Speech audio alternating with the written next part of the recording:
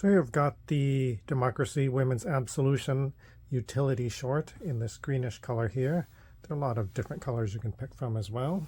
So I'll just give you a close-up look at them here. So they have these nice large pockets here in the front. They have this flap here. So really nice design there on the pockets. The stitching of the pockets is there on the outside. And then let's see, you've got the double button right there. So Democracy on them. It is a zip fly. You got the like these double belt loops here. There is some stretch there to the waistband.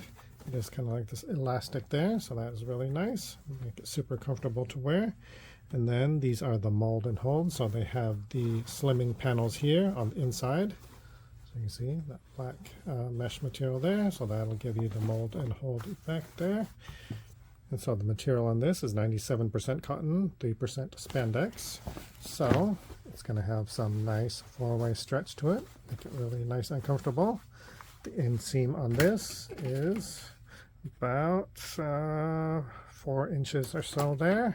And then here on the back, you've got 2 large open pockets like that. You can see the belt loops there. So really nice cotton material. So yeah, really nice pair of shorts for casual wear.